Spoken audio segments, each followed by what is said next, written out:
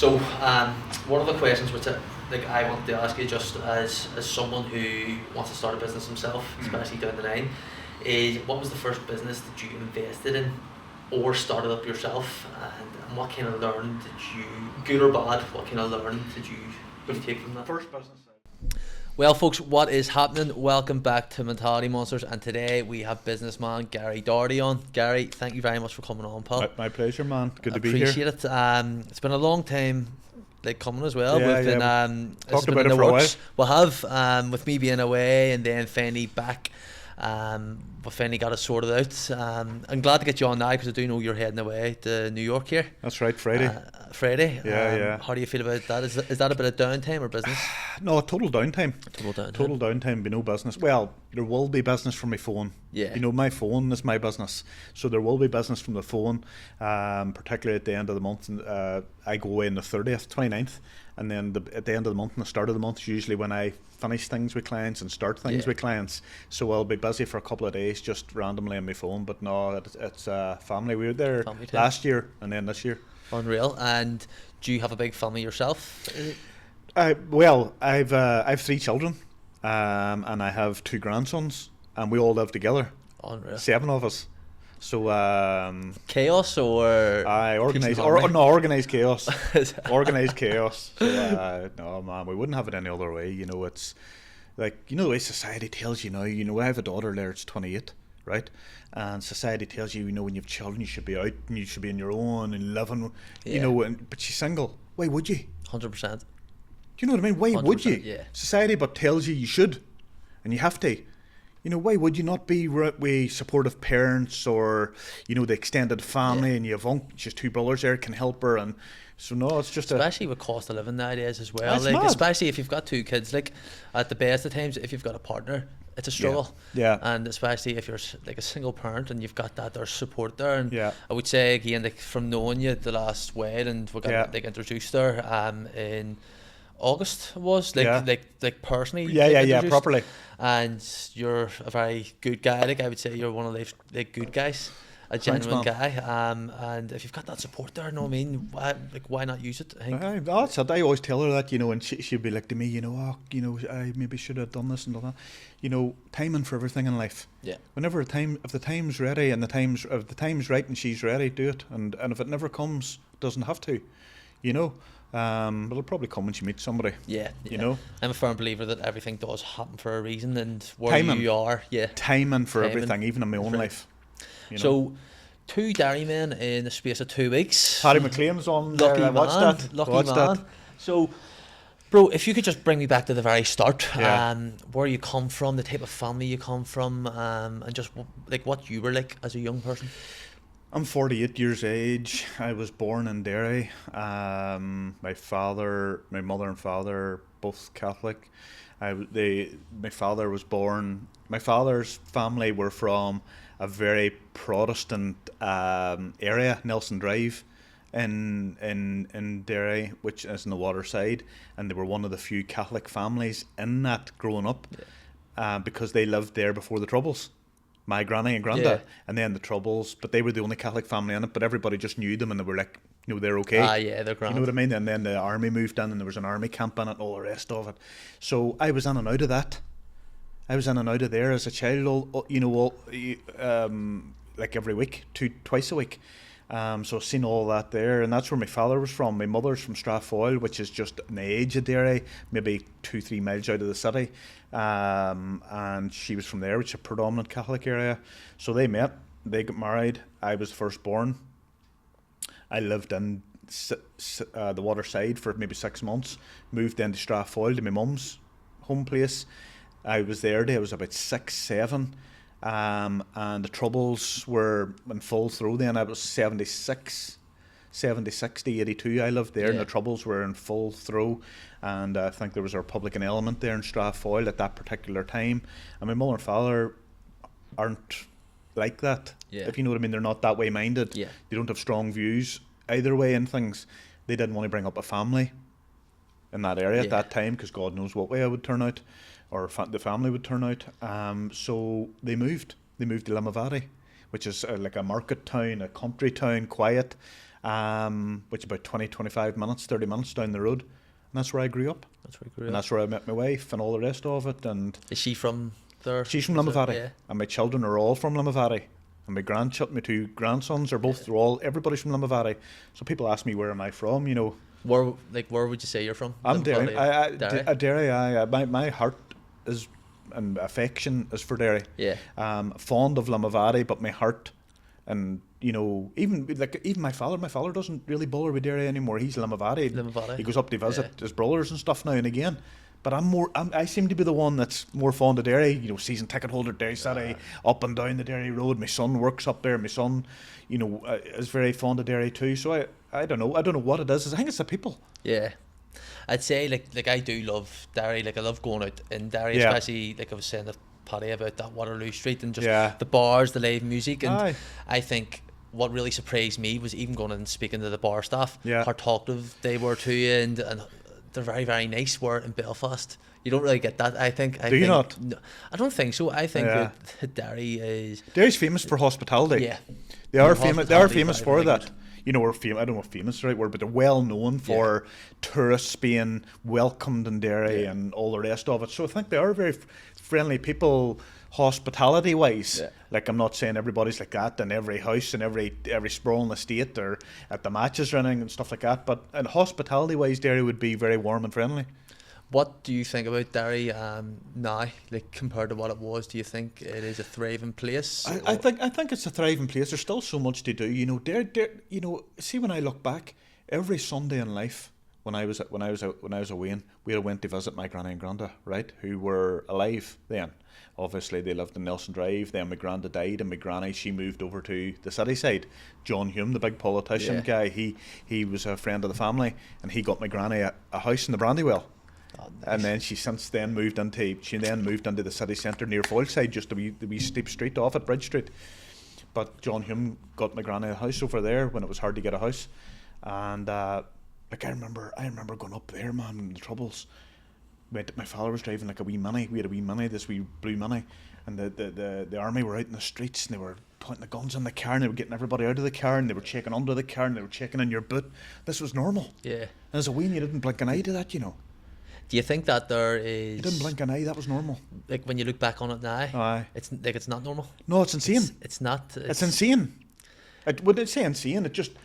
I don't know, it was obviously needed, or they felt was needed for the safety of the public, or I don't know. I don't go into all that. But it was just mad how... And then, you know, I remember then the stop and search thing was brought on. You know, I think Thatcher brought that stop and search law in where they could just stop you in the street and check your bag or ask you to empty your pockets. And did that ever happen to you? Didn't happen to me, no, because I wouldn't have been running about there. Like, I'd only been up visiting my granny and granda. You know, the odd time I would have took a walk down the street and but would I seen it happening? Were you ever influenced by the Troubles, or were you ever influenced politically? Nothing at all, man. Nothing. No, I'm one of those guys. I was born a Catholic, brought up a Catholic, married a Protestant, my wife's a Protestant, my children are all brought up Protestant faith. I don't give a shit about that. I mean, a lot of people talk about they don't care. Yeah. I genuinely don't. Yeah. You weren't raised with it, especially. I wasn't raised with it, no. Your parents influence a lot of your life decisions, especially early days. Yeah. They influence the way you think, what you eat, what you do, and especially what you've explained there, that your parents never wanted anything to do with that. No. So you've been brought up with that there in your head. And my friend groups, it's funnily enough, I don't know what it says about me or what it says about this. My friend groups were all staunchly Protestant. Yeah. Like, I mean, they were big. Is Limavady I would say Limavady sort of, a lot of people would say it's mixed. If it was one way or the other, it would be more Protestant, especially back then. I think it's sort of gravitated to being more middle of the road over the years. Yeah. Back then it would certainly have been like there's a Rangers club in it and a Rangers bar and stuff like that. There isn't a Celtic club or a Celtic. You know what I mean? I would say it was more the other way. But funnily enough, I moved in friend groups where there was real, like one of my friends, like they were all big Rangers fans. One of them ended up playing Linfield Swifts, and they were all big, 12th goers, and they were all 11th night, this and that and the other. That was my friend group. And did they ever have an issue with you? No, never. Because do you know why? I've talked about this recently because I didn't have. It was more about me than them. Yeah. And what I mean is, I was seen as one of the good ones. Yeah. Because I didn't have a strong view. Aye. But would they have liked me if I had a strong view? It's a different. Do you know what I'm trying to say? I like them, despite their strong views. Would they have liked me if I had strong views? Probably not. Yeah. Probably the reason I was accepted in that group was because I didn't care. Would you still speak to they're my boys were childhood friends. Unreal. So I still see them now and again. They're all big Rangers men and all the rest of it. Gosh, shit. So it's all no odds to me. And there's some of them you drift from and all the rest of it. But it's funny, man. Did you go to school in Limavady? I went to school in Limavady, St Mary's. How did you apply yourself in school? Not at all. Nothing? Not at all, no. There's 3 schools in Limavady, 3 main secondary schools. The Limavady High School, St Mary's High School, which is the Catholic and Protestant schools, and they're both right beside each other.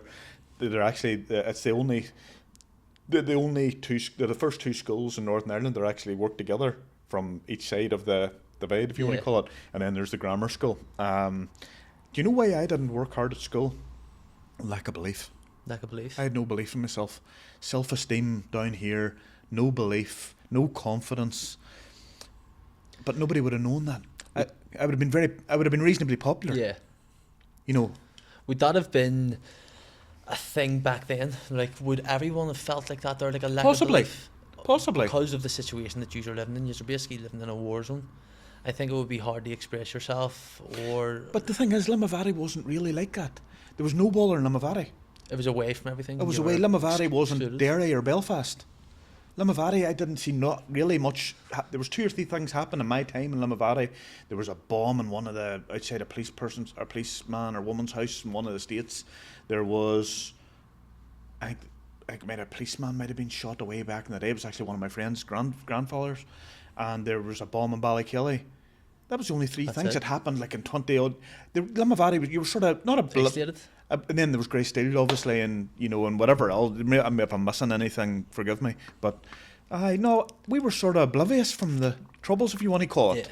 Yeah. When I'm talking about the killings and shootings and beatings and stuff like that, I didn't know about none of that on the daily. See Derry Girls, the show. I'd say you've definitely watched that. Aye, yeah. When you were going up to Derry, was that like an accurate portrayal? Do you think? I would say it's sexed up for TV, like accents or even broader, or even with more of a twang, and I would say it's accurate, but it's like everything's accentuated or exaggerated for TV. But I would say on the whole, it's probably fairly accurate. If you watched that, Say Nothing. What's that again? It's on Disney Plus. It's about the Troubles. New series out there. I'm not sure. I've watched that much, man, but I would never know. I never remember names. It's 9 parts series. It came out there, I think, last week. I love all that stuff. It's about the Troubles. It's a bit mad because it's actually like it's high budget. It's FX in America. Is it down south? Is it in Dublin? No, it's in the north. Yeah, it's West Belfast. It's that's the one that's getting controversy. Yeah, there's a lot of controversy. With Gene McConville. Yes. I haven't seen it. We're going to watch it. Me and my wife are going to watch it. I'm watching that celebrity jungle stuff at the minute. So watching that there. But would you ever do something like that? No, never in a million years. No. I remember Ardoyne had an Ardoyne like Big Brother. Never, ever. Ardoyne had their own TV channel. Wow. BL TV it was called back in the day, and it was in the GAA club. They made like an Ardoyne Big Brother, so they put beds on it, and you could watch it every day. Hey, that would probably but that would probably that's like something that would blow up now, but because there wasn't, maybe the social media, they're probably too ahead of their time. There was, like, I remember. That's like a Gogglebox sort of type stuff, isn't it? Yes, 100%. It was mad. Like, I think that could be something that could take off. That's what I mean. Now's the time for that sort of, where people like the sort of inside track and what's going on. No, man. Do you want to know something? Things have changed and evolved for me because, do you see, when I started doing what I'm doing in terms of, the mindset stuff and the personal development stuff and the events and all that there, I had it in my head that I wanted to be really well known and really, back before you could, you buy verification on social media because to show that you're a real person so that people can't fraud or pretend to be you. Yeah. Like I was, dying to be verified, and I was wanting to be, not an influencer, but maybe, I don't know. Do you think you wanted that recognition. Maybe, Yeah. but you want to know something? I'll tell you what I've realised, that I don't want any of that over time. Over time, I don't want that. I'm happy to be the best kept secret to a lot of famous people and a lot of very popular people and a lot of very successful people that are on James English or Joe Rogan or in front cover of Forbes or got 30 million views in TED Talks or whatever. I'm happy to be the best kept secret now. Yeah. Because I've realised more what's important to me. Peace, your family's not My under family, the scope. doing well in my business, having money to make choices and have experiences with them, and you know, like the last thing I would want would be to be famous now. Yeah. You look at McGregor and the shit hitting a fan with him and his life falling round him, and it was only yesterday he was the Love of Ireland, and now he's so man, He's dark cloud. and nobody's perfect. Yeah. Would you want all the warts and skeletons in the front page of everybody makes mistakes, right? 100%. Me, you, anybody watching this, who doesn't make mistakes? If you're in the spotlight, everything you do will be scrutinised, will be dissected. It's you're putting yourself out there. There's pros. There's a lot of pros with that, but there's a lot of cons. There's and man, I'm not. A lot of disadvantages. I'm not. I'm too sensitive a person, and rightly or wrongly, care too much about things to be in that life. I want to go back to the start here. Yes. I'm with you. So you said that you lacked self-belief when you were younger. Yeah. What was your first journey in business or your first job, or what gave you that feeling of self-belief or really helped you along the way? That's a good question, and I can sort of go back to a period and a time and all the rest of it.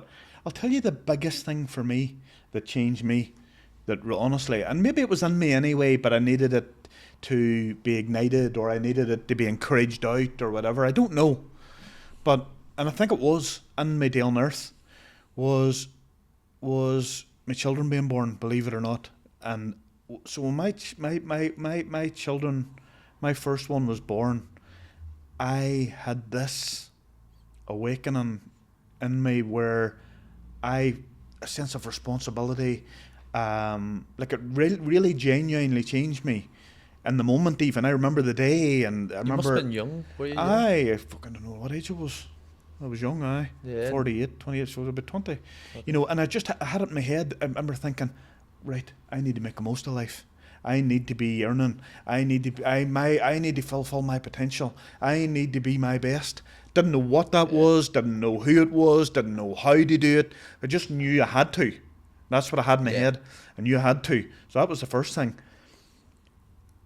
And then I was one of the things that actually helped me was I was made redundant from a job in a factory, and I had 2 children. I was married a year, and I remember being made redundant, and I remember having this feeling of responsibility that I need to provide for my family, right? Yeah. So I was working on a toy factory in Coleraine, making outdoor toys for children. It was an American company that came to the UK to try and crack Europe. They didn't factor the weather. Outdoor toys weren't booming, so the company didn't do well. They were there 4 years. I was there from the day it opened to the day it closed. Nothing to do with me. It's not my fault they closed. Just a thought out there. Yeah. No, it was me. It kept them open for 4 years. So, but I remember coming back into Limavady, and I didn't even tell my wife I was made redundant, right? Because I didn't want to worry her. So I parked the car on the main street in Limavady, and I walked in and out of every shop, asking them for a job. But I didn't want to be in a job where I was dealing with people, because I hadn't the confidence to deal with people. Yeah. I said, have you any work in the stores, deliveries, I'm your man, type of thing. And I went in and out of every shop. This is a true story. I was in and out of about 20 or 30 shops, and this is in about 2001. No, it's not. It's in and around that, about 2001, 2002. And there was one shop I walked into where they were an electrical store, and your man says to me, he says, I like how you've, that desire to work. I like that. Yeah. And he said, I have a job for you. What are you earning? I said, I'm getting £200 a week, but I'll work for 180. He goes, no, I'll give you 250. He said, and I said, listen, if you need me to work late nights and weekends, no, just Monday to Friday. He says, the odd Saturday, 9 to 5, more money. He said, I'll give you cash. I was like, right? He goes, I'll pay you weekly. I was like, jeez, I can't believe this. He goes, but here's the thing. I want you to be in sales. I want you to have a shirt and tie on you and sell. And I was like, oh, I can't do that. I can't talk to people. You know what I mean? But you just went in and out of... Right? Yeah, but I've just done it. I've actually done it. He's seen me doing it. But I hadn't done it for a living. Yeah. And I was like, oh, I don't know. I said, can I think about this? I said, I really do want to work on it, doing a job. I said, I'm just nervous. He goes, take your time. He said, there's my number. And I went out and my wife was sitting in the car. No, it's a lie. I went and got my wife. And then we went out in the car. And that's when I told her I'd been made redundant. But guess what? I've been offered a job. She goes, you have to take it. I said, I don't know. I can't do it. I did like a panic mode. And I'm not joking you. I was near tears. And I said, I can't do it. I'm not confident enough. I'm not good enough. People won't like me. How do I go up to people and ask them what do they want to buy? Get into conversations. Yeah. Like, I can't do that. I think you overplay it in your head. Oh, man. It's a lot worse in your head. See, at 21, if you tell yourself you can't do it, you can't do it. Yeah. You know, when you think you can't do it. So that's where I was. My wife talked me into it. My father-in-law, God rest him, is dead now 8-9 years. He told me he believed in me. So I went back down into the boys' shop and says to him, listen, I'm going to take that job. Shook hands. I said, but one thing. I said, can I start? Not this Monday, but the Monday after. I said, you know, he says, no problem. I wanted a week off because I'd been working flat out in the factory. Yeah. So there was me. So I landed my feet, £50 more a week, and a day job, no shift work, the odd Saturday, and within 3 years I was managing the shop. I was the best thing that ever walked through the door. And I suppose my confidence just grew. And I was in there. I met an estate agent, and I started to talk to him on the go all the time. I started to get into property. Before you know it, I bought him out, bought the estate agency. I was a businessman, but then the whole thing went tits up, and I lost the whole thing. But that with the property crash. Yeah. So that's how it happened. You can see development. You can that's how it happened. See the growth in you then as a person. Yeah. What do you think was the biggest lesson you took from that period in your life there? I'll tell you the biggest lesson. Well, there's two. One, believe in myself, right? But the biggest lesson, I lost my in September 2009. I lost my home. I lost my business. At that time, I was living in a big house, 2 or 3 cars. I had this, that, and the other. I had investment properties. I had foreign properties. I had commercial properties. I had a property portfolio. But man, I'll tell you what I was. I was an asshole. I wasn't the best husband. I was, instead of going home after work, I was going to the bar to have a glass of wine and be a dickhead. I wasn't taking advice from people. I thought I knew best because everything I touched turned to gold. My business blew up. I was earning plenty of money, had a lot of money. I thought I knew best. Just wasn't the best version of me, man. Would you have listened to criticism back then? No. I knew best. You like, if you think you know more, whatever. I thought somebody, I was driving a nice car, changed their car, but it wasn't as nice as mine, and never really took it on. Yeah. All right, very good. Do you think it was just because you were so young, you were so successful, Aye. and you probably couldn't believe exactly? Just knew it all, man. I just knew it all, and young and dumb. Young and dumb, and just going through life, man. You're growing up. Yeah. And wasn't a bad person, but I wasn't the best me. Yeah. Best version of me, and like, I'm not deeply religious, but I'm sort of quite spiritual, and I have a strong faith, and I believe now when I look back, God can bring anybody to their knees at any time in their life to learn you a lesson. And I believe that I was brought to my knees to learn me a lesson, and I'm glad I was. Yeah. I lost my home, I lost everything apart from my wife and my health, 2 most important things in my family. But I'm glad I did. Genuinely, thank God for it, because I'm a better man now, and now that I have it all again and more, I'm able to do things and help people and do things that'll never be on social media, that real world of social media, that you're watching this on now. But social media is great, but it's also not real life. It can be a representation of some people's lives, but can also be full of BS. And I do a lot of good now, and I do it for myself as well, because it makes me feel good. So I'm a better man now. Yeah. So, one of the questions which I wanted to ask you, just as someone who wants to start a business himself, especially down the line, is what was the first business that you invested in or started up yourself, and what kind of learning did you, good or bad, what kind of learning did you take from that? First business I was involved in was an estate agency. Complete disaster. Because I bought into it as the property market was going down the way. So Were you aware of that, of the property market was going down? I knew it was becoming more challenging, but nobody could ever see it was going to go off the end of a cliff. And I was one of those guys. I thought, I don't care how challenging it is, I'm going to work that hard and be that smart and take advantage of opportunities and create, and I'm going to buck the trend type of thing. And so that was my attitude going into it. Instead of sort of zooming out and looking at the big picture, maybe worldwide, or speaking to other people in different geographical regions and taking more advice and whatever. So, in terms of business now, man, what advice would I give to anybody, starting a business now? Good question.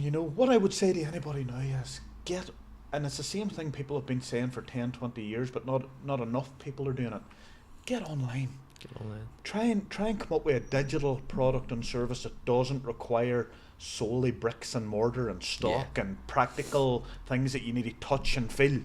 Try and come up with a digital product and service. So say, for example, it could be this podcast. How do you monetize that? You monetize that there by getting on corporate sponsors and people that want to get involved. Why would they want to get on? Well, you want to get the views up. So the first thing I would say is get, and something like this here, drive the views, get some sort of influencer marketing, talk about something that's really hot, get it starting to go viral, then getting people on board that want to invest in it, want to be part of the journey.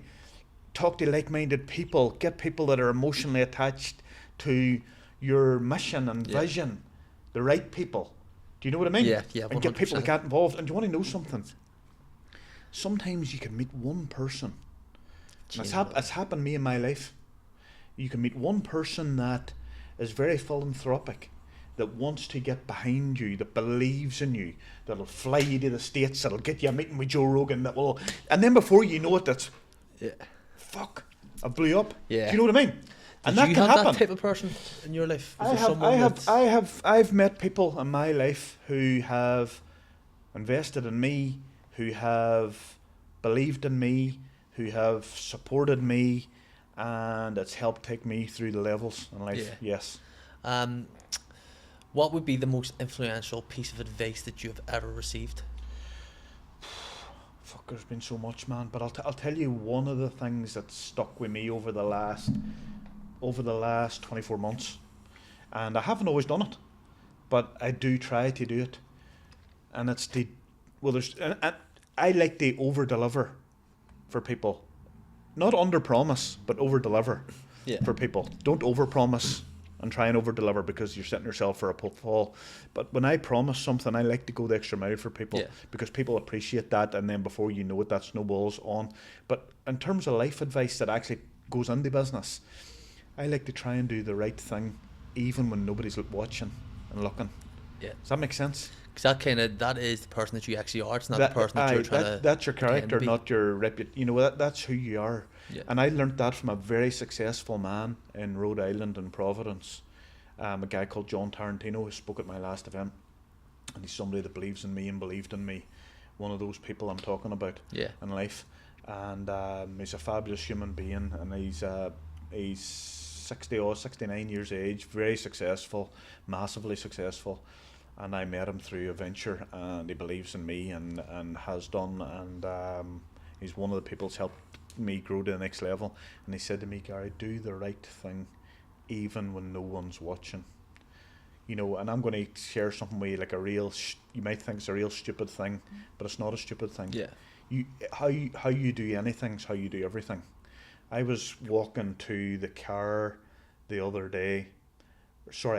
I was going into my car the other day, and I opened up the door of my car, and a plastic bottle fell out of the pocket in the door. And I closed the car door, and I started the engine, and I was just about to drive off. And I thought, no, Gary, get out and pick that up, man. and I pulled in, and I got out, and I picked it up, and I went over and put it in the bin. Now, you might say, you should be doing that anyway. Yeah. But the amount of people and the amount of times that you wouldn't do something like that, and I thought to myself, that's a small thing, right? But if I take that attitude into bigger things in my life, when somebody's spending 10 grand with me, or somebody's, I'm negotiating a deal, or I'm coming to do a podcast, or I'm helping somebody, I will take that attitude into those areas that are really, really important, and I'll do the right thing, and then I'll become a person of great integrity and great credibility and great reputation, because I haven't always been like that in my life. Everybody makes mistakes in life, and I've made too many. Yeah. But that bit of advice has helped me be a better man, a better father, a better husband, a better friend, a better businessman, a better brother, a better son. Do you know what I mean? Yeah, 100%. So that's the best bit of advice. I think stuff like that there, especially like as small as it is, but if you let something happen once, you can easily let it can snowfall, and you can creep into your life where you're taking your foot off the pedal here, taking your foot off on the pedal there, where, as you say, your character, I do believe myself that you can't have great character without going through trials and tribulations. Of course, man, and mistakes and all, and I still make mistakes. Yeah. But if you try to learn, but I'll tell you what, do you see if you're an asshole in your private life, and you're on social media, and you're a great fella, you're still an asshole in life. Yeah. Do you know what I mean? 100%. So like you can't. How you do anything's how you do everything. Honestly, and I really believe that. And like if I'm half-assed in a day, well, I'm a half-assed person that day. Yeah. You know, I and nobody's perfect, and there's days I don't feel like it, and there's whatever. But that there, and I'll tell you another thing: being consistent. Being consistent, being consistent. You'll know this. Being consistent with your training, being consistent with your nutrition, being consistent with your gym, being consistent with your podcast, being consistent posting on social media, being consistent. That is one of the secret, not so secret ingredients to success, but it is one of the hardest things to master. Most people fall off the edge of the fucking cliff, and they don't turn up. And they don't keep... Look at social media. We were talking about different people on social media earlier on with no names. And how consistent were they years ago when they were rah and doing their thing, and they were very successful. Yeah. And then they fall off a cliff, and you don't see or hear from them again. And they're not so successful, or they are in a different... Consistency, man. Consistency, I think, breeds momentum. And once momentum's on your side, you're off. And even once you master consistency, right? Like your podcast, and you say to yourself, every Thursday they're going to go out there, whether I'm fucking hanging together or not, I'm going to record 4 for the next 4 Thursdays just in case. Yeah. Once you become consistent, right, and then you're delivering, that's then when you can focus on the next level. And what's the next level? It's improving. How can I improve? We're going to get our own studio. We're going to go full Joe Rogan style. We're going to get this. We're going to get that. We're going to get the other. Then you're consistent, but then you're consistently improving. 100%. How do we get the views? Are we on Spotify? Are we got this? Have we got, have we mastered the algorithm? Have we got boom. So once you're consistent, then start to look at how you can improve. Then you're consistently improving, and that's how you become great. That's how you achieve great success. See, bar consistency. We'll take that out of the equation here. Yeah. What is the one quality that a person has to possess to become successful in business? For me, you need to be. That's easy. You need to be really, really, really. Use the word obsessed by what it is you're doing, or forget about it. Honestly, forget about it. If you're not obsessed about the actual product or service, you need to be obsessed with why you're doing it. So, for example, if I was selling cars today, but I wasn't obsessed about cars, I would need to be obsessed about why I'm selling them. Yeah. I want my family to have more money. I want my son to go to university. I want my daughter to buy a house. I want to. You need to be obsessed for your reason for doing something. And if you're obsessed about the actual thing you're doing, even better. I think that as well, what you were talking about there previously about kind of half-assing it. If you're half-assing it, how can you expect someone else to believe in you? Of course, and man. believe, like, if you don't believe in yourself, no one else is going to believe in you. I don't have that many talents or anything, but you know what, man, I'm all in. All in. All in. I'm all, you know, I'm all in and being the best me. I'm all in on being the best father I can be, best husband I can be, the best friend I can be. I'm all in on being the best, you know, at what I do for my clients. Yeah. I'm all in. We'll touch on again your business and stuff like that there. But before that there's a question which I wanted to ask you, is what do you do in your daily life that others don't do but you think could benefit them an awful lot? May that be fucking gratitude, sitting down journaling. I'll tell you the biggest thing that I do every day that I don't know if a lot of people do, particularly at my age and younger anymore. And people might not believe me when they hear this, or they might not, or they might be turned off by listening to it or hearing it, and I don't give a fuck if they are. That's the attitude. And that's the truth. And I genuinely mean this from my heart. My faith is really, really, really deep. So the three key areas, you know, and I thank God for them every day. Genuinely I do. And my mind, talk to him. In my mind. It could be when I've got downtime in the morning, when I'm sitting having a coffee before all the wains get up. It could be when I'm lying in my bed at night before I go to sleep. It could be when I'm driving the car. It could be when I'm in the oxygen chamber, which I go to a lot now at the minute for my own health. And I just take opportunities, and I just thank God, and I express gratitude. And sometimes I do the affirmations as well if I'm feeling a bit low in confidence, a bit low in a certain area of my life that I want to sort of reaffirm to myself and remind myself I am the fucking man, and I have got what it takes to make it in life, and I am making it in life, and I just reaffirm to myself. But I just thank God every day for the different areas of my life, my health, my wealth, and my relationships. And I then go on deeper into that. Yeah. I think about, right, what areas of your health are you thanking God for? I'm thanking God for I'm fit and strong, that I'm going through a rehab at the minute for my hips. I have osteoarthritis in both my hips, and I'm going to oxygen chambers, and I'm starting to feel better, and I'm starting to feel stronger, and I'm starting to feel more mobile, and I thank God every day for that. And then I'll go into my wealth, and I thank God, you know, from different areas of my life, my business thriving, I'm able to go on my holidays, and I'm able to do this, that, and the other, and I really go deep into it in my mind. And then my relationships, I think about the friends and my family, and people support me, and I just go deep into it, man. Sounds like you're very mentally strong in terms of, because you can be physically strong and look fit, but if you're not mentally fit, I think. Man, do you want to know something? I'll share this here with you. I am and I'm not. In what way? I am that I know they do the things that I've just said, and I am mentally strong, and I'm stronger than I give myself credit for, but I'm fucking vulnerable as fuck too. I think we all are. You know, I'm vulnerable as fuck too, man, because, you know, I went through a period this year where business has skyrocketed, but yet my own vulnerability has heightened through having the arthritis in my hips, and you know, just be, I don't know, man, it's just, I'm at a wee period of my life. Look, here's one for you, right? People think, not that, some people think that I have everything figured out, right? Personal development, Gary. Like, I even got a message today asking me how do I be all how do you have that same energy for everybody, Gary? How do you manage? You do so well doing this, that, and the other. And I'm sitting thinking, fuck, do a fuck. That's what I'm thinking. Yeah. But that's the perception of me, right?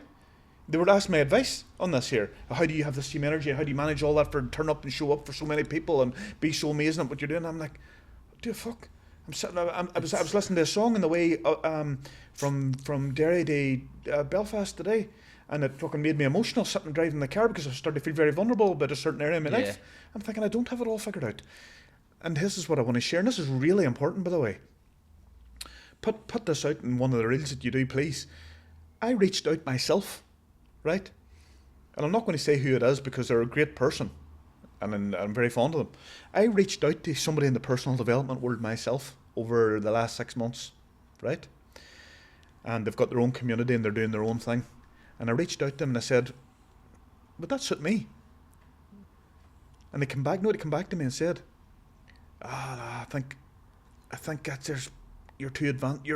It's too advanced. You're too advanced. As in, these people aren't at where you are in your journey. I don't think you'd get a lot from it. But that was me craving that for me. Yeah. But they perceived me as not needing it. Yeah. Basically.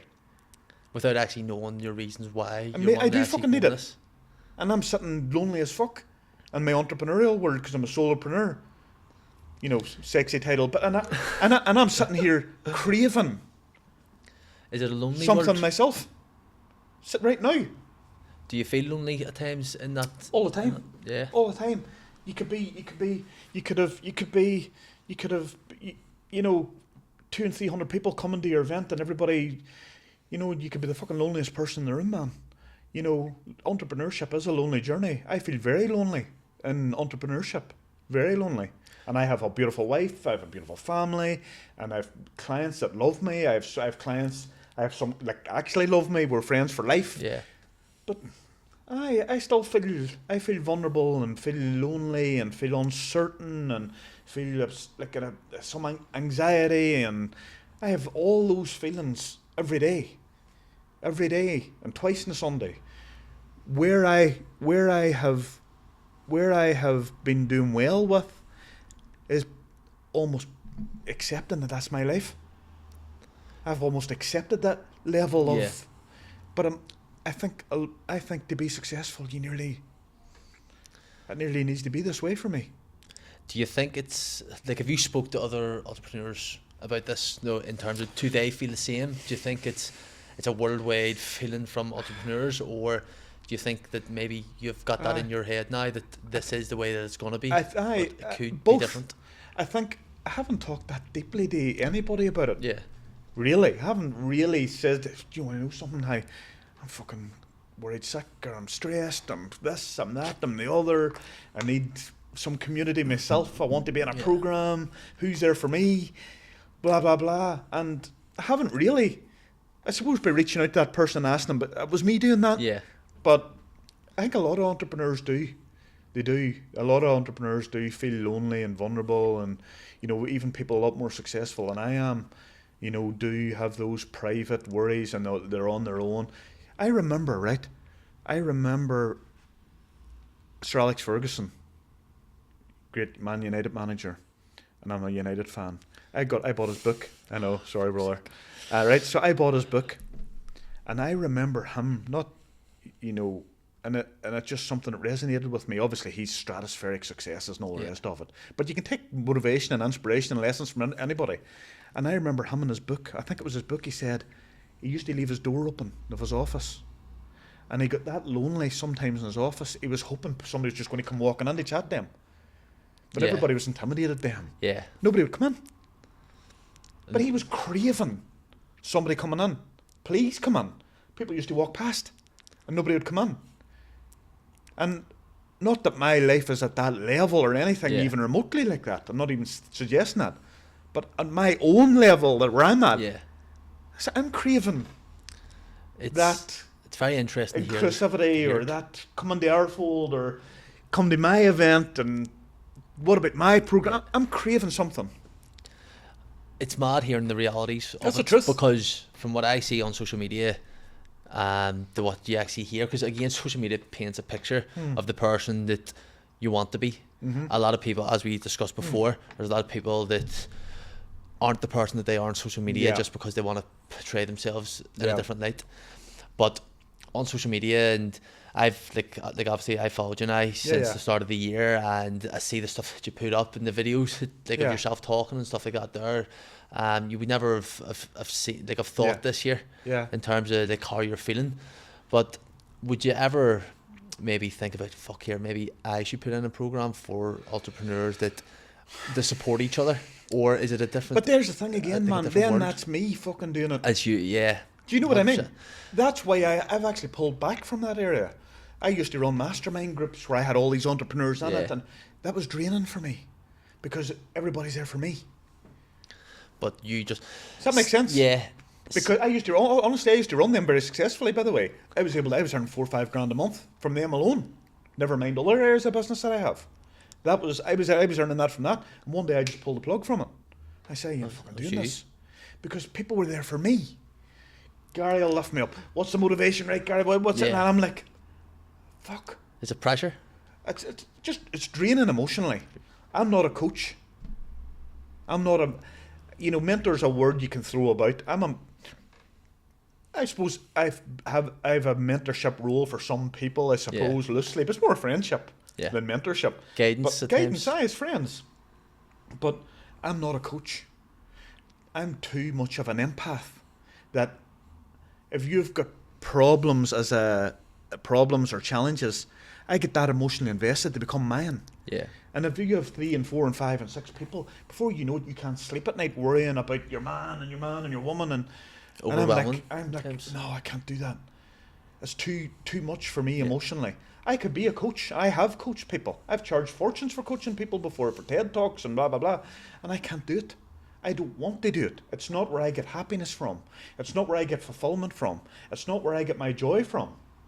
As much as the other person might be receiving joy from me helping them. That's not where I get it from. And it takes away from me in my life. You know? Yeah, 100%. I hope that makes sense for anybody. But like I can definitely see where it could be draining and for me, overwhelming. Other people can detach themselves, you see, emotionally. I But can't. it's just the type of person that you The type are. of person I am, man. I'm fucking all in, All balls in. to the wall, and the deep end swan with you, and then before you know it, we're both sinking. Yeah. You know. One thing I wanted to touch on is you said that you lost everything in the real estate, and when the crash happened, 2008, 2009. Yeah. When that happened, how did you get back on your feet? If you've lost everything, and I'll tell you, all credit has to go to my father-in-law, who's not with us anymore, Marshall McCollum. My wife's father, who was the first person that truly believed in me. But more importantly than that, he had the courage to tell me publicly. That's why I always preach that if you have something good to say about somebody, whether it be service you receive in a restaurant, or it's your hair's being cut, or somebody just in a shop, or whatever, tell them. Tell them it's fucking the best service you've had. Tell them they're so good at their job that they're the best thing that you've seen in a long time in their industry, or whatever. Tell them, because you might be the only person that's ever told them or ever will tell them, and it might make such a difference to their life that they actually believe in themselves to go on and do more. 100%. And my father-in-law was a person that done to me, told me he believed in me. He didn't know what it was, but he believed I had something. He believed in me. He told me, I believe that you have what it takes to make it in life. Nobody had told me that before or since. And how did it make you feel? 10 feet tall. And he told me in a room full of people. Really? He told me it in a room of 200-300 people in front of them all. And that's what's called edification. When you give somebody a compliment in front of other people, it's even bigger than a compliment privately.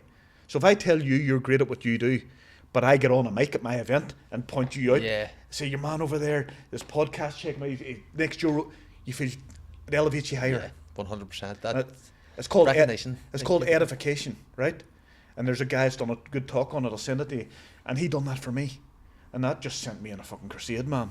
And I've been on it ever since. And what was your first venture? You crossed the door, you put your foot in, to actually build yourself back up to kind of where you are now. I'll tell you the first venture was in the third level education. I went through an insolvency in the September 2009. Cars took away in a low loader, house changed the locks, all the rest of it, moved into rented accommodation. And my father-in-law said to me, he said, Gary, you have all them things, I still believe in you. You have everything. He said, your property crash isn't your fault. Blah, blah, blah, blah, blah. He said, you know what you don't have? He said, but you can have it. But you need to want it. But you don't have it now. You don't have an education, Gary. He said, you're not clever academically. Yeah.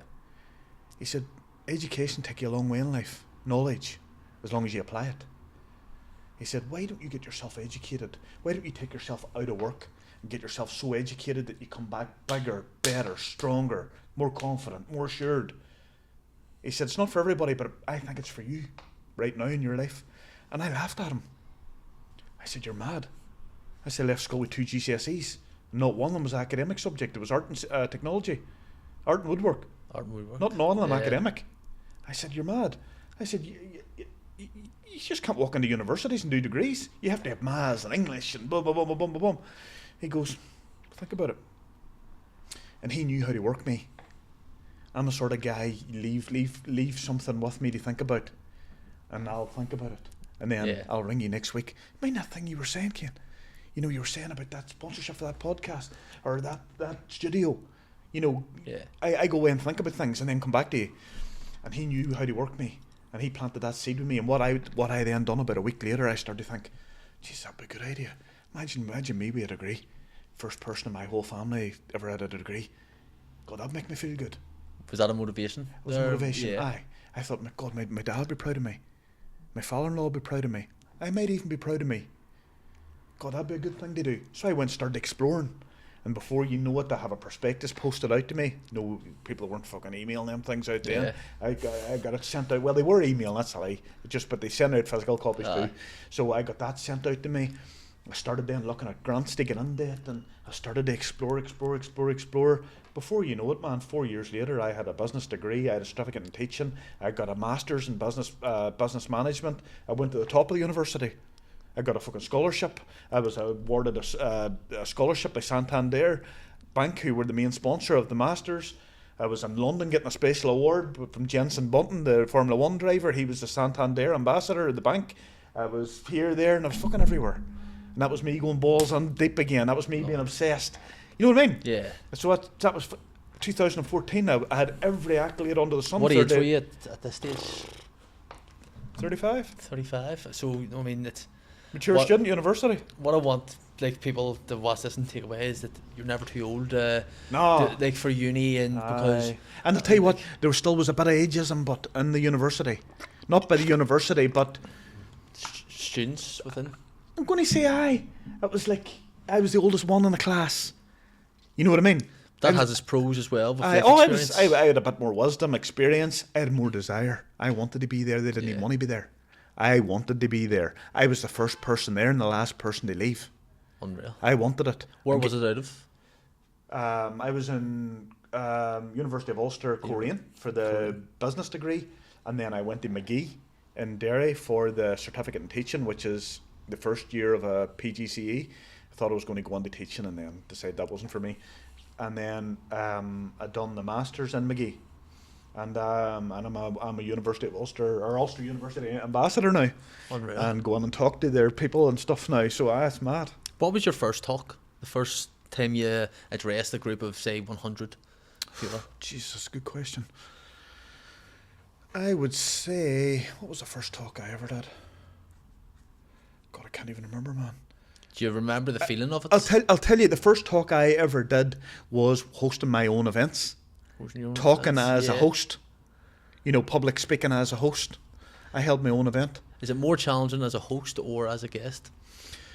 Both have their own challenges. As a guest, there's a big expectation of you to deliver. Yeah. As a host, you're there to sort of just keep it together, and there's not so much the expectation level of you. However, I take it very seriously when I'm hosting events, and funnily enough, the more I've done it, the harder it gets, not easier, because I put my expectations on myself for grow.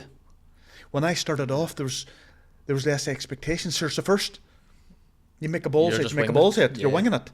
You're not, as you grow doing this, the pressure that you put on yourself will also grow, because the audience grows.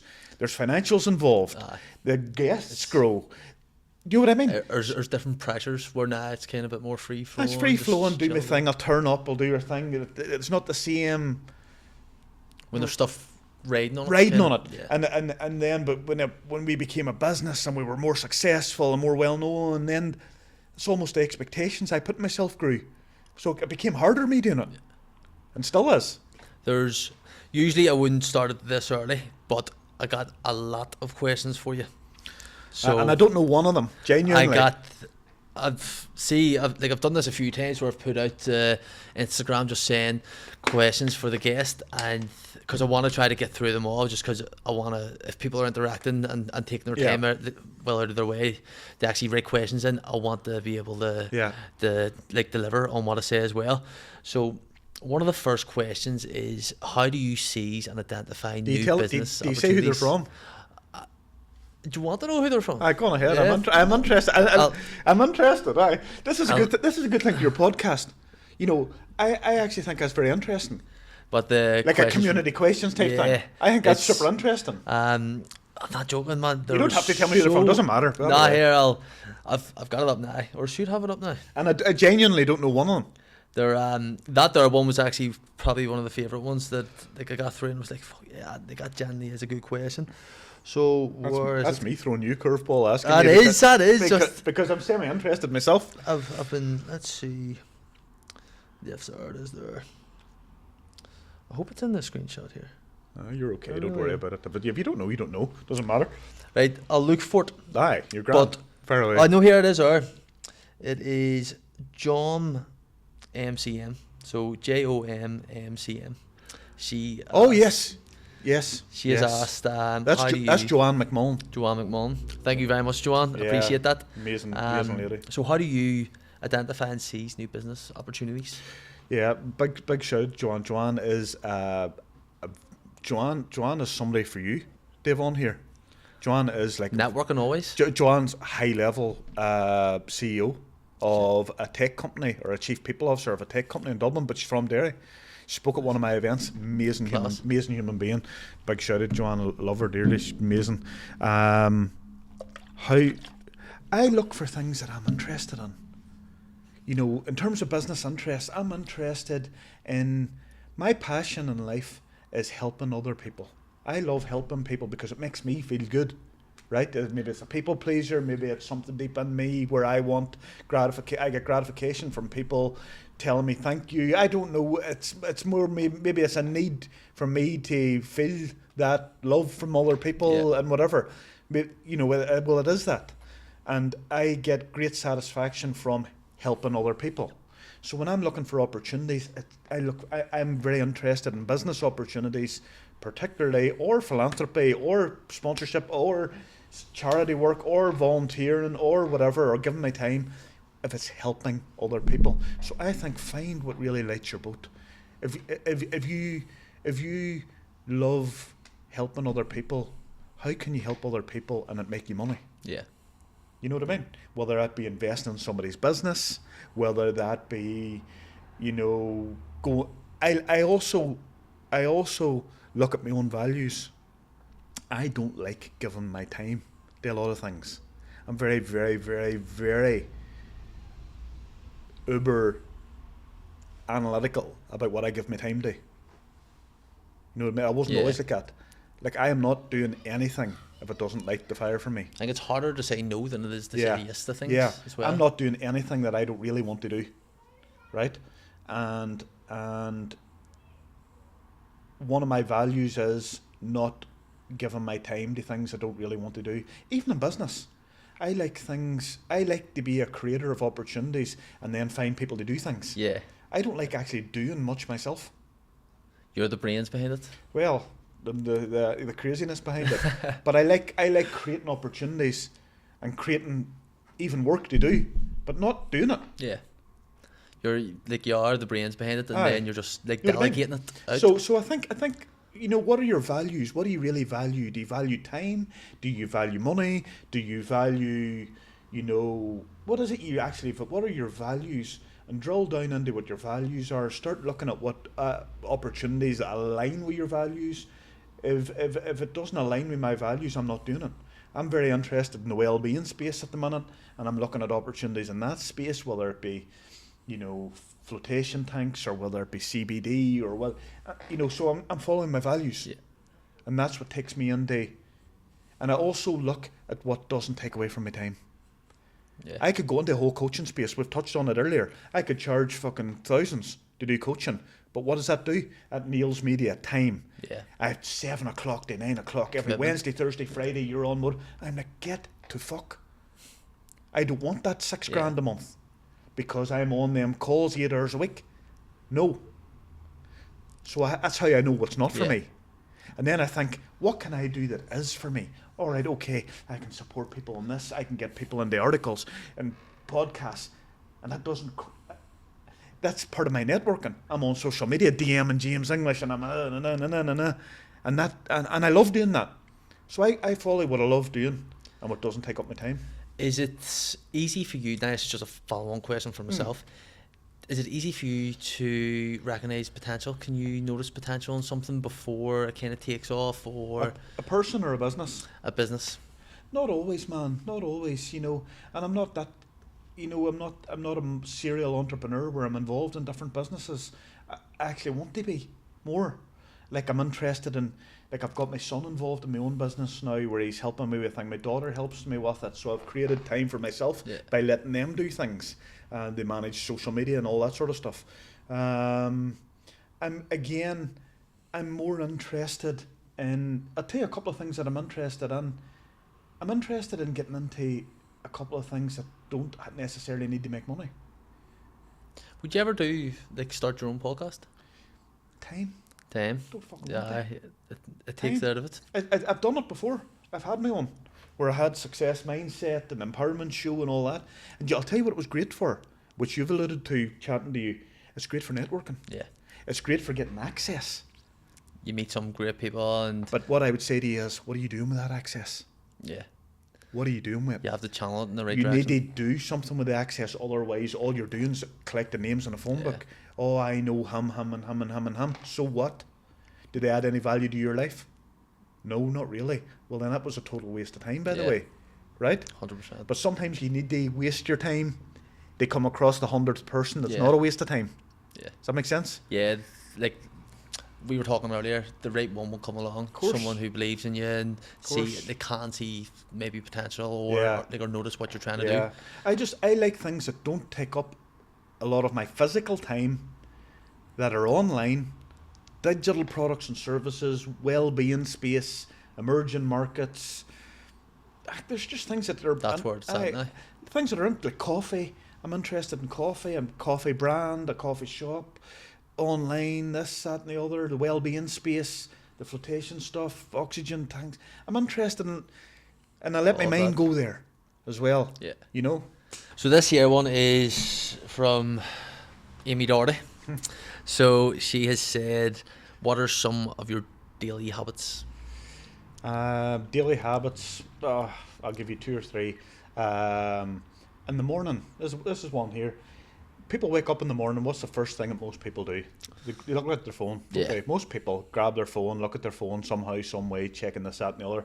I've got into a good habit where I get up in the morning and I get a nice fresh coffee, and I will go and I'll sit down and I won't look at my phone. And I purposely won't look at my phone. It'll be sitting over out of the way, and I'll have a coffee. I'll actually take time to talk to my family. Do you know what I mean? Yeah. And people will go, oh, well, that's a boring habit, or that's a basic habit. Or you're the person that's on your phone. Yeah. So I don't go on my phone straight away. I purposely don't go on it because I just want to touch base with everybody.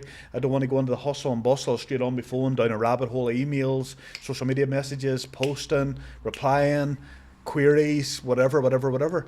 Daily habit, that's one of them. And how long would that be for? Like an hour? No, half an hour? man. It could be for 10 minutes. It could be for half an hour. It would just depend. There's no rhyme nor reason to it. You go out of your way, but yeah, to I make go out of my sure. way to definitely do it. Another thing that I do, habits. It's a funny one for me because a lot of people then go, half an hour in the morning I'm doing my gratitude and rah. I actually don't like having regimented habits.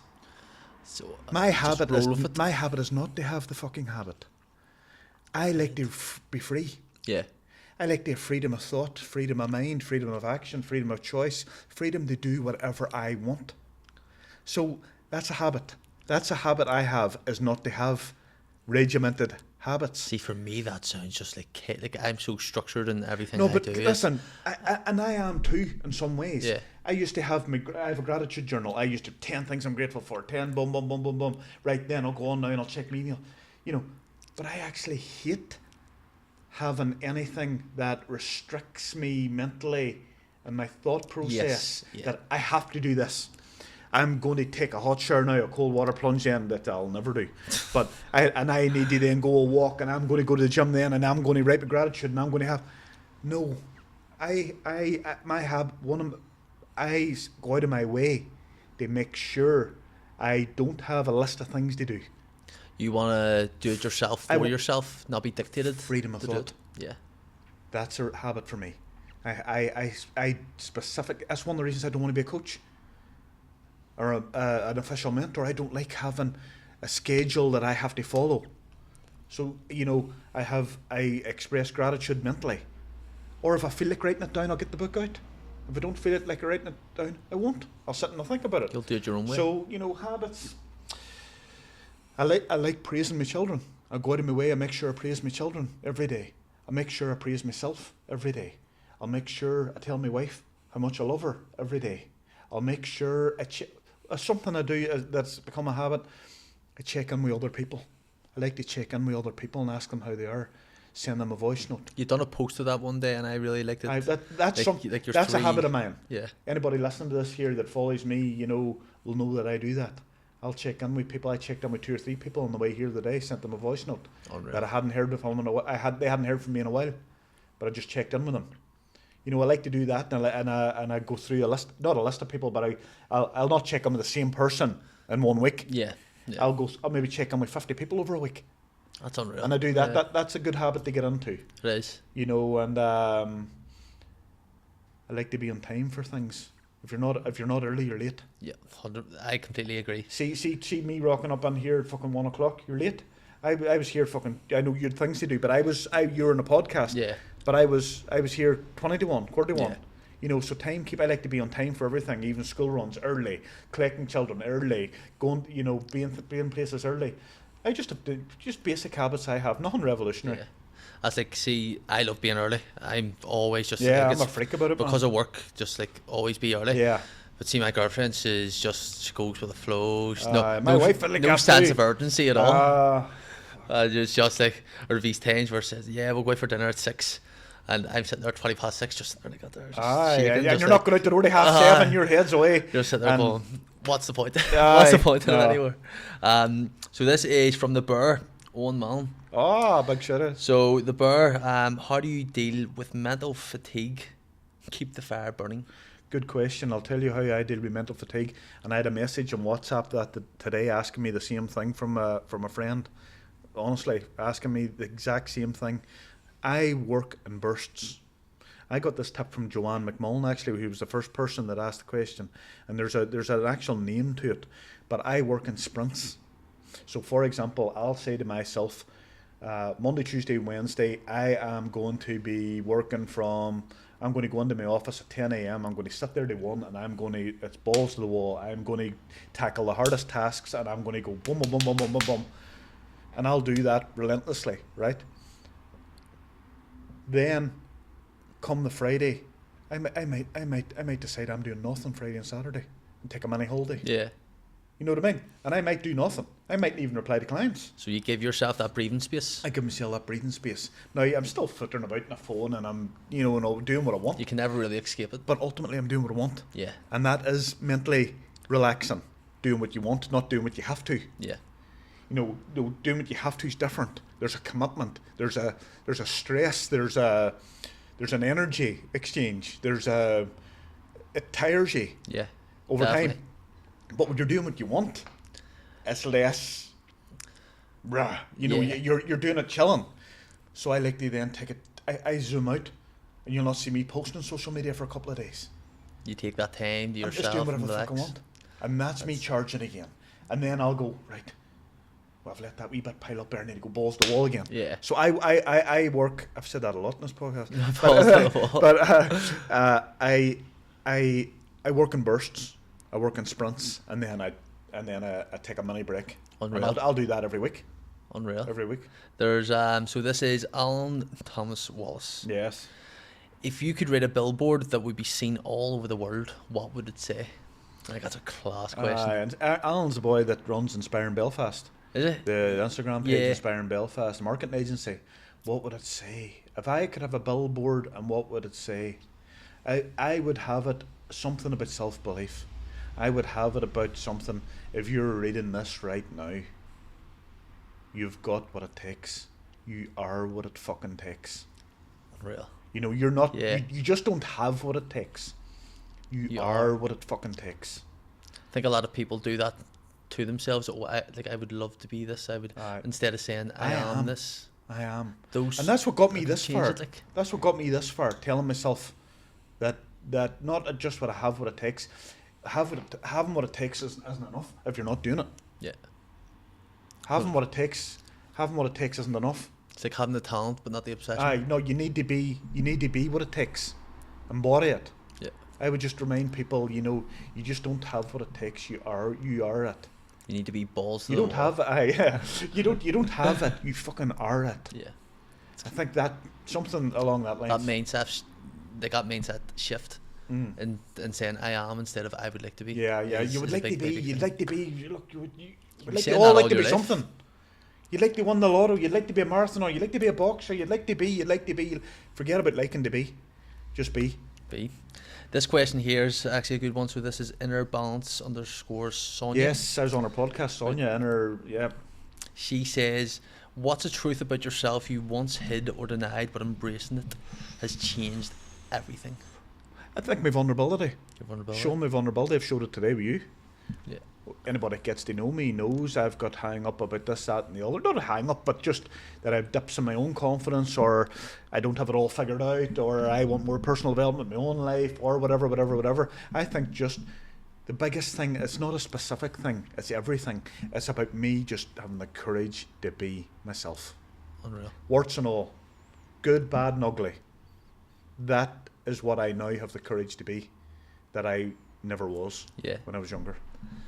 This here is from Fia Investments. Hi. Yes, Jenna. Here, you're a popular man, I must say. So how dedicated and disciplined have you been to reach the level that you are right now? Very. I have been like an absolute animal machine. Sometimes a broken machine and a wounded animal, but I've always kept going. I don't have any real talent or skills or anything, but I do have the ability to keep going and the ability to show up and turn up. Rain, hail or snow, good, bad or ugly, crying, not crying, happy, sad, still turn up. Every single time. That's my greatest ability in life, and that's been everything, and it has been. Without that, I wouldn't have achieved anything. And most people, I'm going to say, don't have that. Not most people, but a lot of people don't have that stickability. That the work ethic. That desire, deep-rooted desire to keep going no matter what, and when they have an element or something, when they have something they've set out to do that wasn't successful, instead of finding another way or doing something else, they give up. I've had many things that didn't work. I spent 20 grand on a subscription based website that I thought the whole world was going to subscribe to for $7.99 a month, and it was going to give them motivational this, and it was going to give them this, that, and the other. It was going to give them meditations. It was going to give them access to me. It was going to give them podcasts. It was going to give them, and I spent 20 grand on it. And it had 40 people subscribed to it at $7.99 a month for 6 months. So you can do the maths. Like, it cost me a fortune. But I didn't then go, oh, I'm no good, I can't do this, I'm not doing anything else. I went on to the next thing, and I went on to the next thing, and I went on to the next thing, and I went on to the next thing. Yeah. And I just kept following my passion, helping other people. And I found how to monetize that, and just dare to be different. Dare yourself to be great. Dare yourself to achieve what nobody has achieved. Yeah. Like, why couldn't you be the next Joe Rogan? You know what I mean? Yeah. Why not? Joe Rogan wasn't always successful. 100%. Like, that's. Like, Not saying you want to be Joe Rogan, but you get my point. Or James English, or whoever. 100%. Like when you think of where they started, and of course, again, the potential is like always there. It's just about how you apply if yourself. If you don't think conduct that yourself. you can achieve that, well, you won't. Yeah. Ever. You're right. If you think you can't, you're right. And if you think you can, you might also be right. You're right as well. So that's very important. I love that there. Just like it is like everything is down to mindset at the end of the day. Totally, It's man. how you conduct yourself, how you apply yourself in daily life, and especially as you said earlier, just that bottle falling. Yeah. If you let that go, the rest of your day you could be like, oh fuck, sure, what's the point? Yeah. You know what I mean? So it's mindset is everything, especially in this day and age. No, for sure, Think- for sure. So it can be the difference in you achieving and not. It can be the difference in you achieving great things and just okay things. I don't want to be okay. Life's too short. This life's not long enough. We're here 60, 70, 80 years, 90 if you're lucky. Yeah. Whatever, it's not long enough. We're going to come and we're going to go. I'm here for a long time and a good time, and I want to Yeah. experience it all. I want to find good things in life. I'm prepared to go through the bad things in life. I want it all, and I don't make any qualms about it. I want all the material stuff. I want all the non-material stuff. I want all the love and the health and the good friendships and whatever. But I also want, and I have whatever else I want. And I don't make any apologies for it, and other people are shy away from that. Shy away from that and you'll never have it. Yeah. Shy away from it and say your money doesn't matter or this. You'll never have it then. It does matter. And I do want it. I do have it. And I will have more. But my friendships and the love I have in my life and my health's even more important. But guess what? I have that too. Yeah. You know, you can have Whatever you want. you can have, you know, whatever you accept that you deserve, you can then go and get. You know? That's a great message for people to listen to as well, especially because I think with social media, it's such a powerful tool. It can be a negative tool Oh, at for times, sure. but the influence that you can have on people, Yeah. and even just someone listening to that there could drastically change their mindset and how they Hopefully. want their trajectory in life to actually go. Yeah. And even just hearing one, because I know there's times I've listened to the motivational talks and motivational speeches. Like I'd be the person in the gym would have a David Goggins thing on, just Yeah, sitting yeah. there, just stay hard and all that there. Yeah, and yeah. that there kind of drives you forward and just lets you know that, I mean, people like that there, he didn't get his life into order until he was 27. So there you go. That's like he was £300, went to the fucking buds, Navy Yeah. SEALs, and he just overcame like a lot of things there. Yeah. But I think as well, like what I want people to know especially is that it's never too late to make change. No. You're like, it's never too late. You got a degree at 35 and stuff like that. Do you see there. that It's- message you talk about? It's never too late. There's somebody at the minute going through a lot of challenge. Jacqueline Rooney, the artist lady, is a good friend of me and my family's and my communities, I suppose. And she's had breast cancer and she's just had an operation. She's recovering at the minute. Big shout out to Jacqueline. But she coined the phrase, "It's never too late." She's a piece of art. It's never too late. One of her talks was about it's never too late. She found her passion in her 40s. She was a teacher and then, you know, went through different things, Yeah. and then now she's an entrepreneur and very successful and like, you know, with like celebrity famous artist and all. She's on the BBC, blah blah blah blah blah. And you talk about it's never too late. So true. Last true. question that I'll touch on here. There's, where did it go? It went somewhere. I don't know where it went. You're right. Well, actually, there's a question. You can cut that sweet part out. I think there's a question here which I wanted to ask you. If this bloody laptop will come on. But yeah, here, it's never too late. I love that there. That's I brilliant, do. honestly. I absolutely love that there. Jacqueline Rooney is a bit of art. Have you ever heard of Jacqueline Rooney? I have, I think so. She yeah. does all these vibrant, atmospheric pieces, really bright. Yeah. Like she wears pink suits and stuff, and she's a beautiful human being. Yeah. I was chatting to her on the way here. I was over actually in her store today, and she's at home recovering, Very but good. amazing. So, can't even find the question, so I'm just going to ask a question off the top of my head. Yes. So, looking back now on your 48 years, what's the biggest thing that you've learned personally and in business?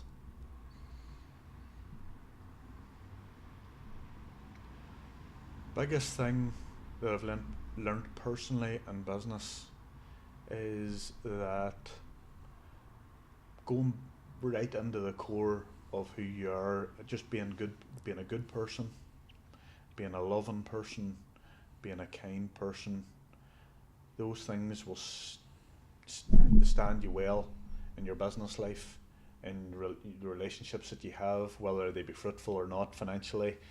You know, I think just being a good person and putting your best foot forward that way, you know, there's no big secret to that. But a lot of people are looking for the X factor and they're looking for this magic wand and they're looking for something that they don't know of. Have your faith. Lean into God. Love your family. love yourself, forgive yourself for hang-ups that you have, and just keep trying to be the best you, whatever that is, every day. Well, that's my best me today might be better than my best me yesterday. You're not always 10 out of 10. Yeah. If I'm tired, if I'm cranky, if I'm worried, and my best me is 6 out of 10, well, be the best me. Still be your best. Try to be your best always. This life's not long enough. Honestly, I wish we were here 1,000 years. Yeah. I wish we were here forever. Maybe we will, maybe we are, and we don't even know. Maybe God knows where we're going or what we're doing, but just have your faith and be the best you that you can be, and just love other people. Forgive people because, you know, I went through a period, man, where I was killing dead things. Like, you know, if you disagreed with me on social media, I'd turn up at your door. Not that I have, but in my mind, if I would. I think that's the mood. I think forgive. Learn to forgive people. There's very little that you can't forgive. As human beings, Yeah. there's very little like anybody that I've ever wronged or has wronged me. I've done two things. I've forgive myself, and I forgive them. There's nobody alive that I'm harbouring ill will to. You know, and I just go forward freer hearted with that. You know, so it's no big Richard Branson advice, but I'll tell you what, try living like that, and you'll be a happier human being. What is just a final question then? Yeah. Because I thought that was going to be the final question, but this is actually the final question. What is the one bit of advice that you would have given yourself when you were younger, that you would have liked to have known? Being that young man when you've just found out that you've lost your job and you're going door to door. Back then, the biggest thing would have been about the self-belief and about the confidence. I think you want to drill that, and that needs to be in education. That needs to be, parents need to be telling their children that every day.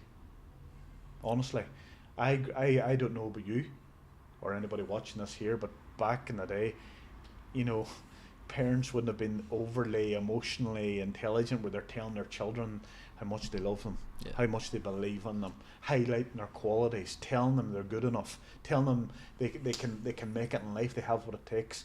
All that, them basic fundamentals. Without them, you can't go and do the more strategic stuff and scale a business and grow personally and speak publicly and, you know, you can't do that without that.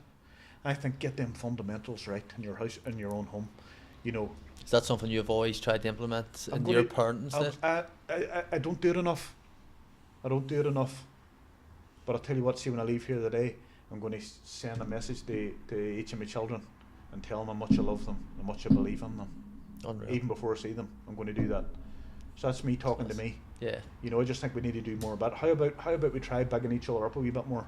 Yeah. You know? Recognising someone, small wins, I think, are everything. Oh, everything, you know what I mean? man. A small win for someone may be different than someone else. You know, sometimes when you tell somebody that message of positivity, it might be the only time they ever hear it. How about that? I think it's a good note for us to end on. It's a very good note for us to end on. Folks, thank you very much for listening to this episode of Mentality Monsters. Once again, thank you to Gary Doherty for coming on. It has been an absolute pleasure coming down from Derry or Limavady as well. So thank you very much to Gary, and folks, thank you very much, and please remember to like and subscribe. Cheers. Thank you. It was an estate agency, complete disaster because